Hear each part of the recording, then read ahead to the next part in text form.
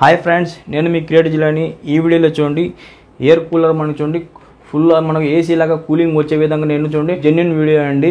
100% work అయ్యే మీకు tips చెప్తున్నాను నేను. మన నార్మల్ కూలర్ని మనం ఏసీ లాగా ఎలా మార్చుకోవాలి, ఇది అందరికి యూజ్ అయ్యే ట్రిక్ అండి. ఇది టిప్స్, ఇది డెఫినెట్గా మీరు ట్రై చేయండి. 100% మీకు నార్మల్ కూలర్ మీకు ఏసీ లాగా మారిపోతుంది. అది ఎలా చేయాలో చూపిస్తాను ఇప్పుడు నేను ఆ విధంగా చేయండి, డెఫినెట్గా వర్కౌట్ అవుతుంది. చూడండి చాలా మంది కూలర్లో మనకు చూడండి మనకు నార్మల్ వాటర్ వేసి మనం యూజ్ చేస్తూ ఉంటాం. వాటర్ వల్ల ఏమవుతుందంటే చూడండి మనకు కొద్దిగా కూలింగ్ వస్తూ ఉంటుంది. మీరు ఏం చేస్తారంటే చూడండి కూలర్ మనం సైడ్లో తీసిన తర్వాత ఈ విధంగా ఇక్కడ మనకు స్క్రూస్ ఉంటాయి. ఈ స్క్రూస్ ఓపెన్ చేసేయండి. ఓపెన్ చేసిన తర్వాత ఈ డోర్ ఉంది కదా, సైడ్ డోరు, ఈ డోర్ వచ్చేస్తుంది మనకు. ఈ డోర్ వచ్చేసిన తర్వాత మనం ఏం చేయాలంటే చూడండి ట్రిక్, ఈ విధమైన మీరు స్టీల్ పాత్ర ఒకటి తీసుకోండి. స్టీల్ పాత్ర ఎందుకంటే దీని భిన్న కూలింగ్ ఎక్కుతుంది.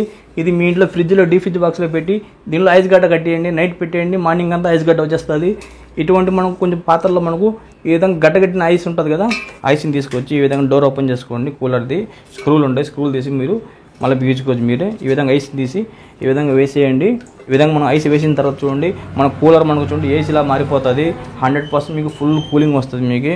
ఓకేనా, నార్మల్ వాటర్ కన్నా మీకు కూలింగ్ మనకు ఐస్ గడ్డ వేస్తే మనకు ఫుల్ కూలింగ్ వస్తుంది, ఏసీ లాగా వస్తుంది.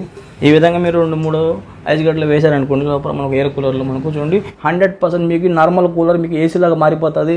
డెఫినెట్గా మీకు 2-3 గంటలు మీకు ఫుల్ కూలింగ్ వస్తుంది.